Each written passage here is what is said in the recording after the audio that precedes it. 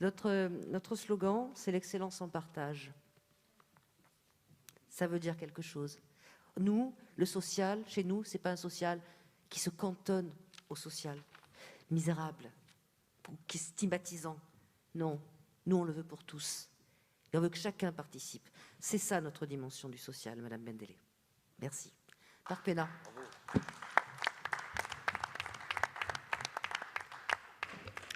Merci, Madame le maire. On n'a pas un droit de propriété sur le mot, mais nous sommes très heureux de pouvoir partager la notion de partage avec vous. Hein. Partage, c'est avec tous. Voilà. Encore qu'il y avait des gens dans la campagne qui pensaient qu'en fait, on allait se partager la ville. Et que c'est pour ça qu'on s'appelait Aix-en-Partage, une sorte de gang gauchiste, vous voyez. Enfin bon, voilà. Tout est possible, vous savez, tout est possible. Alors, sur le budget, tu as dit, Gérard, et d'une certaine manière, Madame le maire aussi, à travers ce budget, nous sommes fidèles aux engagements de campagne de Maryse Joissains. Vous l'avez dit, vous l'assumez, et c'est tout à fait normal. Et en démocratie, à la limite, il vaut mieux, effectivement, le faire ainsi. Mais la loi de la vie, c'est le changement. Depuis ces engagements de campagne, nous y étions nous aussi dans cette campagne électorale, l'environnement général a beaucoup évolué et à une vitesse vertigineuse. Il y a la crise sanitaire qui obitère largement les recettes et dont nous ne savons pas, même aujourd'hui, à quel moment nous en sortirons et à quelles conditions. Donc on est dans une période de grande incertitude de ce côté-là. Également, c'était déjà le cas, mais le budget métropolitain a continué à s'enfoncer dans un déficit toujours plus important et toujours plus grand. Et on voit bien que, quelque part, la réforme métropolitaine est une menace, non seulement pour les communes, mais en particulier pour la commune d'Aix-en-Provence. Donc cet environnement se resserre de plus en plus. Vous êtes pris, puisque vous êtes aux affaires, vous êtes pris en étau. On parlait tout à l'heure du département. Le département fait face à des besoins sociaux toujours plus importants dans notre territoire, très inégalitaire, qui a pris de plein fouet cette crise. Et le département aussi a un déficit budgétaire extrêmement important. Et donc, l'environnement a tellement chargé que, quels que soient les engagements de campagne, vous ne pouvez pas ne pas tenir compte de ces changements. Et ce que nous vous reprochons, justement, c'est de mal en tenir compte, c'est-à-dire de penser que c'est par ce que vous appelez la gestion rigoureuse que vous revendiquez, moi je dirais la seule gestion rigoureuse, que d'une certaine manière vous pouvez faire face à ces aléas et à ces incertitudes. Pour ma part, avec mon groupe, je crois qu'on doit avoir au contraire une attitude proactive, d'investissement au sens large du terme, d'anticipation, et je ne les retrouve pas dans ce budget. Pour faire un peu un jeu de mots, finalement, quand on regarde les dépenses d'investissement, c'est presque des dépenses de fonctionnement. Qu'est-ce que je veux dire par là? C'est que c'est finalement des grands domaines d'action de la municipalité qui continuent et qui sont loin d'être négligeables et qui sont pour certains des réussites, hein, je ne dis pas que tout est négatif, mais qui sont d'une certaine manière des dépenses d'investissement qui traitent le quotidien, mais qui ne donnent pas une municipalité qui a une vraie vision et qui, dans un certain nombre de domaines, pourrait agir beaucoup plus fortement. Pour ma part, même si les compétences d'une municipalité ne sont pas entières en ce domaine, face à la crise, et le groupe Aix-en-Partage, je l'ai dit l'autre jour à la presse, fera des propositions en ce sens. Pour ma part, face à la crise, je pense qu'en matière de santé, en matière de logement, en matière de transition énergétique, d'environnement, en matière de services publics, au sens large du terme, une municipalité doit être au rendez-vous. Et la vôtre, je ne dis pas qu'elle ne fait pas du social, vous avez répondu assez justement aux remarques qui vous ont été faites, mais la vôtre, de ce côté-là, selon moi, ne met pas les priorités dans ces domaines-là. Nous ferons des propositions et nous montrerons qu'avec un même budget, on peut faire aussi, par des choix politiques, les choses autrement. Alors quand je dis ça, je mets un bémol. parce qu'effectivement, on a des recettes de plus en plus confisquées au niveau de la commune, on a des dépenses, je te rejoins, Gérard, exogènes de plus en plus fortes, et d'une certaine manière, on a l'impression qu'au niveau communal, on est de plus en plus, et même dans une ville importante comme Aix, avec son activité économique, on est de plus en plus en pilotage automatique. De même, pour faire une petite remarque, j'ai l'impression qu'on ne pourra même plus différencier une politique de droite et de gauche. Et c'est peut-être le rêve macronien sous-jacent ou l'évolution technicienne de notre société qui fait que demain, dans la commune, il n'y aura plus de choix politique, ça sera QFD, il n'y aura qu'une manière de faire. Et je pense que c'est une réelle question, mais là je ferme la parenthèse, je veux surtout vous dire que vous êtes pris en étau et que vous avez beaucoup de mal à vous extraire de cela. Parce que, vous l'avez dit vous-même, si vous nous dites dans quel domaine nouveau de relance, vous avez dit Madame le maire, vous intervenez, vous avez parlé de cette biennale. Pour ma part, je ne critiquerai pas dans son principe cette biennale. Je pense qu'elle est utile et que vous avez eu raison, d'une certaine manière, de penser à la richesse culturelle d'Aix-en-Provence et à la possibilité de se positionner dans un rayonnement également sur le plan touristique dans ce domaine. Vous avez eu raison, la somme est importante, mais ça ne peut pas tenir lieu de politique en tant que tel, même s'il y aura des effets indirects sur d'autres domaines que le domaine de la culture, et que ce domaine de la culture, j'y suis très sensible, a des besoins après des moments très difficiles. Tout de même, on ne peut pas dire, voilà, notre grand objectif des prochaines années, c'est la biennale de la culture. Encore une fois, quand on voit comment les questions de santé, de logement, de proximité, de services publics, de transport pour ce qui pourrait relever de la commune sont abordées. Je crois qu'il faut raison garder dans ce domaine, et pour cela, il faut avoir effectivement, selon moi, une politique plus proactive. Alors, je suis obligé de faire cette remarque, elle n'est pas spécialement pour vous, elle est plus pour Madame Dembélé, qui va se croire persécutée, mais ce n'est pas elle qui est visée. Je suis stupéfait d'entendre ce que j'ai entendu sur la masse salariale. Bon. La masse salariale, elle a effectivement, cette année, tu l'as dit Gérard, augmenté de 3%. C'est vrai que ce n'est pas grand-chose, finalement, dans les temps actuels. Il faut savoir reconnaître les choses avec honnêteté. Et attaquer là-dessus me semble assez, dans la période actuelle, assez contre-productif. Est-ce qu'il faudrait faire un plan social pour diminuer notre masse salariale? Je provoque exprès. Est-ce qu'il faudrait finalement non pas allonger l'âge de départ à la retraite, comme c'est proposé par beaucoup, mais finalement la diminuer pour pouvoir diminuer notre masse salariale? Non, c'est très stupide de voir les choses ainsi. Quand on fait les comparaisons à l'échelon national, il y a peut-être un peu plus d'effectifs municipaux que dans certaines municipalités. C'est peut-être aussi le fruit de l'histoire. Un peu plus n'implique pas, selon moi, ce n'est pas là-dessus que je viendrai vous chercher querelle d'abord, n'implique pas, selon moi, que l'on soit dans une gabegie à la soviétique. Je pense qu'on est très loin de là, et donc je voulais le dire. Je veux dire aussi que si on compte remplacer l'humain par les plateformes numériques, on voit dans quelle société on rentre aujourd'hui. Tous les jours, je pense que vous y êtes confrontés. Nous sommes ici à peu près des gens qui arrivons, grosso modo, à réserver un billet de train à la SNCF après plusieurs tentatives. Mais pour d'autres personnes plus âgées, ou en fracture numérique, comme on dit, ou en grande difficulté face à ces évolutions, proposer de déshumaniser le service public, de déshumaniser véritablement la proximité communale, c'est vraiment la plus mauvaise des politiques. Donc moi, je ne viendrai pas sur ce plan-là. En revanche, moi, c'est presque la critique inverse que je vous ferai. J'ai noté cette expression, je voudrais que vous me disiez véritablement sa signification. Vous parlez des efforts de rationalisation des effectifs qui doivent être poursuivis pour la masse salariale, alliés à la recherche de financement externe et de nouveaux modes de gestion. Ce sont des mots assez connus en termes de gestion de la masse salariale. Je voudrais savoir pour Aix-en-Provence ce qu'il recouvre exactement, parce que je pense qu'en termes de services publics et de proximité pour les Aixois, c'est une question, je crois, extrêmement importante.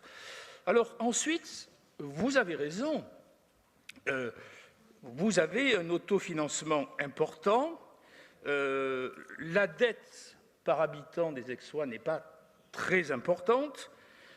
Et d'une certaine manière, vous nous dites par là, nous préparons ainsi l'avenir. Mais dans une période aussi difficile, je ne dis pas de faire n'importe quoi, mais je pose la question. Nous l'avions dans notre programme municipal.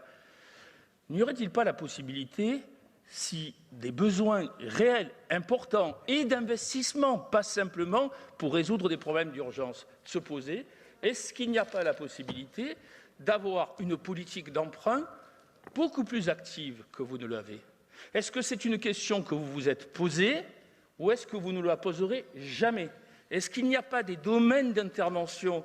Parce que je pense vraiment que dans les 10 ans à venir, beaucoup de choses vont évoluer très rapidement et que nous devons y faire face et qu'Aix, normalement, a tous les atouts pour y faire face. Est-ce que nous ne devons pas, globalement, réfléchir, comme on doit réfléchir à une politique fiscale différente, est-ce qu'on ne doit pas réfléchir à une politique d'emprunt différente? Je pose la question, je n'ai pas toutes les solutions, mais ce que je ressens de ce budget, c'est que ça reste un budget à l'arrêt.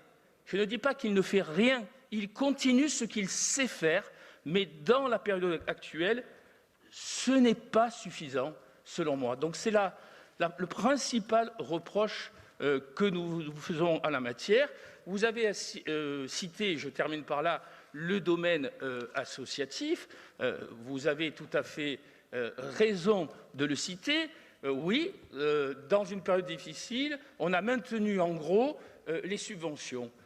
Oui, est-ce que c'est suffisant? Est-ce que dans un certain nombre de domaines, pas tous, il ne fallait pas agir plus, donner plus à ce tissu associatif, tout en le régulant, tout en ayant aussi les moyens, bien sûr, de le cadrer et de mieux le contrôler, tout en lui donnant des libertés? Est-ce qu'il ne fallait pas, là aussi, aller un peu plus loin? Parce que le tissu associatif, c'est une manière d'amortir une partie de la crise que nous vivons. Ça permet un lien social aujourd'hui largement délité. Vous le dites souvent, le mouvement associatif, il est très vivace à Aix. Mais est-ce qu'on ne peut pas mieux l'accompagner? Et plus, ce n'est pas du toujours plus que je demande, mais dans certains domaines fondamentaux.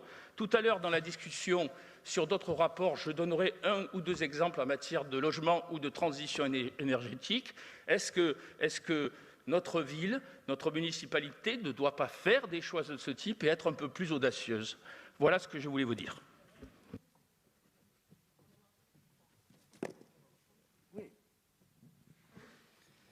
Oui, Marc, beaucoup de choses dans ton propos que je voudrais un peu compléter et préciser par moment. Je suis d'accord avec toi sur le problème de l'incertitude. C'est une vraie difficulté, surtout dans les périodes de pandémie que l'on a. Mais il faut savoir que, à côté des engagements de campagne qu'il faut respecter, on a des marges de manœuvre qui permettent de tenir compte des évolutions conjoncturelles immédiates. C'est vraiment quelque chose. D'où ça vient, la possibilité de faire face à ça? Mais c'est justement grâce à la trajectoire financière qu'on a eue jusqu'à présent qui nous permet de faire face à des aléas que, par définition, on ne peut pas anticiper. C'est ça le problème. Je vais te donner un exemple typique qui est lié à ta dernière remarque concernant la politique d'emprunt. Madame le maire m'a, comme elle ne m'écoute pas, c'est bien, je vais pouvoir le dire, elle m'a demandé l'autre jour, elle m'a dit, Gérard, sur la politique de santé, on a un problème avec l'hôpital. À un moment ou à un autre, il va falloir faire un effort particulier sur cet hôpital. Elle est présidente de l'hôpital là. Elle me dit, réfléchis, regarde, il faut faire quelque chose là-dessus. Eh bien, c'est exactement ce que tu disais tout à l'heure. Dans les objectifs de santé prioritaires, eh bien, grâce à notre capacité d'emprunt qui existe, une marge de manœuvre, le jour où on aura une réunion de travail précise avec l'hôpital pour lancer un programme d'emprunt particulier sur ce problème-là, on pourra le faire. On pourra le faire sans déstabiliser les grands équilibres budgétaires. C'est ça, si tu veux. Alors maintenant... Gérard, je peux te dire que demain, avec monsieur. C'est Marie-Pierre qui parle. J'entends pas qui parle. C'est Marie-Pierre. Marie-Pierre, pardon, excuse-moi. Je voulais simplement te dire qu'on a bien entendu ce que tu as dit et que demain, avec Madame le maire et Monsieur de Mester et le directeur de l'hôpital, nous nous réunissons justement pour essayer de mettre au mieux l'argent que vous allez pouvoir nous donner sur les nouveaux projets de l'hôpital. Et je tiens quand même à rappeler que Madame le maire, pendant le dernier mandat, avait mis 30 millions sur la construction de Péresque. Et que là, on va continuer. Donc, merci.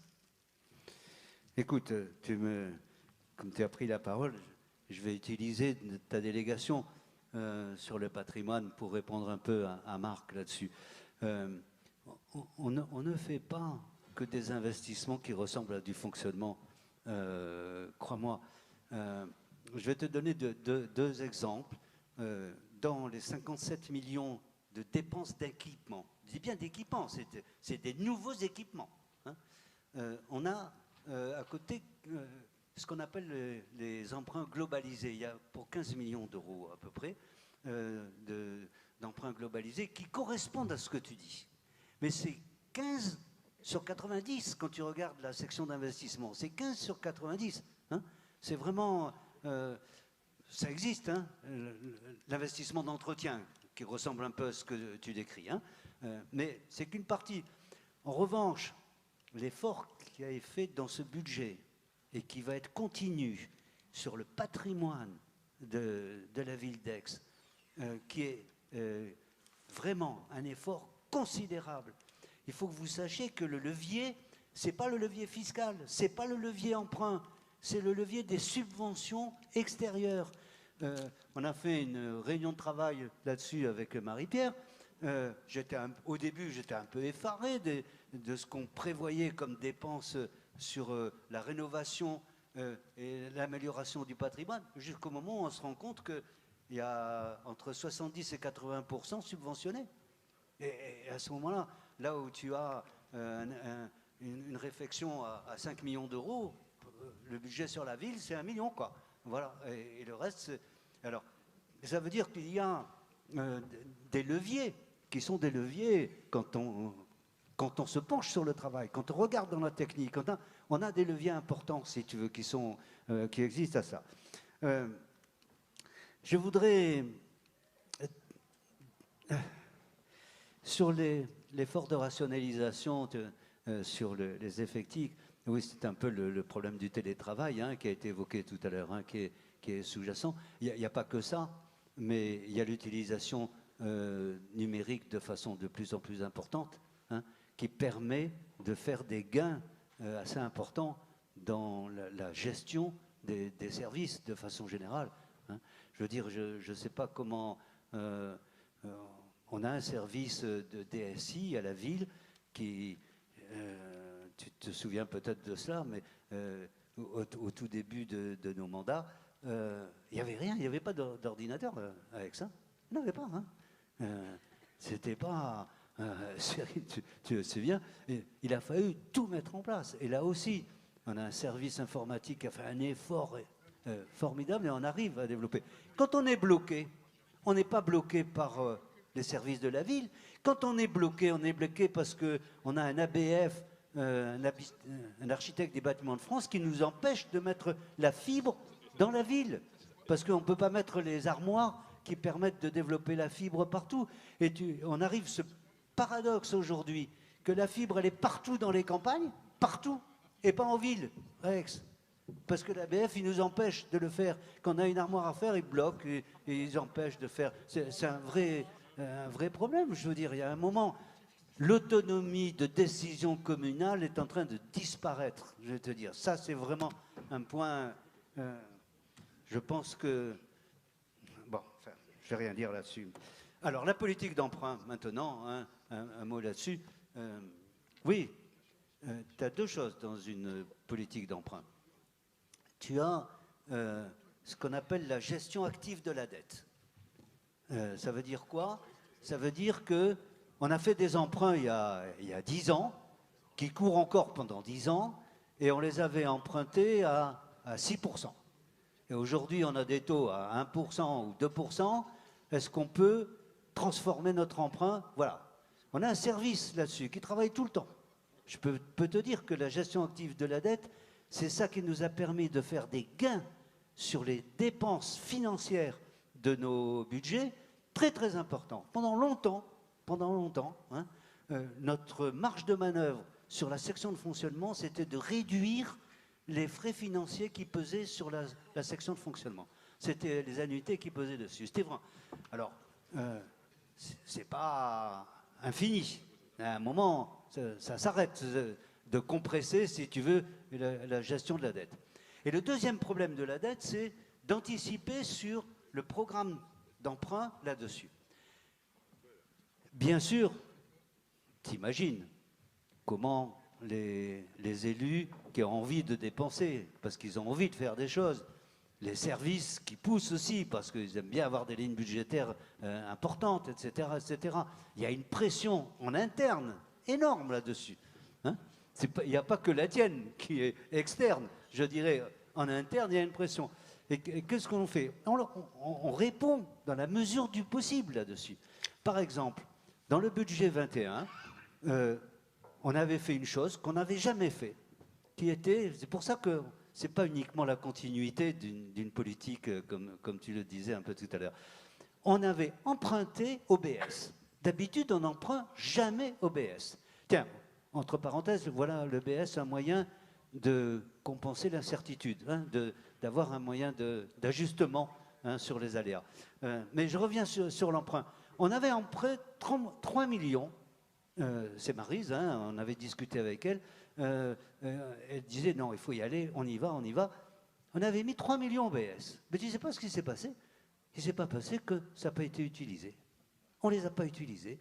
Le fonctionnement a fait qu'on n'a pas eu besoin. Pourquoi? Parce qu'on a déjà une machine d'investissement qui est chauffée à blanc, très forte. Je t'ai dit, on a le double de l'investissement par habitant que dans la plupart des strates de notre population. On est déjà très fort. Et ça ne sert à rien de charger la dette si on n'arrive pas à réaliser. Voilà, c'est tout. Hein. C'est un problème sous-jacent. L'autre chose, dans le devenir du programme d'emprunt, ce n'est pas le montant de l'emprunt qui fait problème. Je veux dire, tu prends deux personnes. Tu prends une personne, elle emprunte 1 million, et tu prends une autre personne qui emprunte 1 million. Si la première, elle est riche et que la deuxième est pauvre, ce n'est pas du tout la même histoire. La première, elle pourra rembourser les annuités, et la deuxième, elle ne pourra pas. Et là, tu as un vrai problème. Donc, le volume de l'emprunt, ce n'est pas ça qui est important. Ce qui est important, c'est la capacité de remboursement que l'on a ou pas. Et si tu as... franchement, si tu veux vraiment gérer ton emprunt dans la trajectoire à venir, la vraie question, ce n'est pas le volume de l'emprunt. La vraie question, c'est la capacité de remboursement que l'on a. C'est ça que la métropole n'a pas compris, c'est ça que Marseille n'avait pas compris. Ils se sont plantés sur le mur de la dette à cause de ça. Franchement. Mais nous, on essaye de faire attention à ça parce qu'on a un service qui nous alerte là-dessus, qui nous dit attention à ça, et qu'on regarde. Voilà un peu ce que je voulais dire là-dessus. J'aime ton côté proactif. Hein.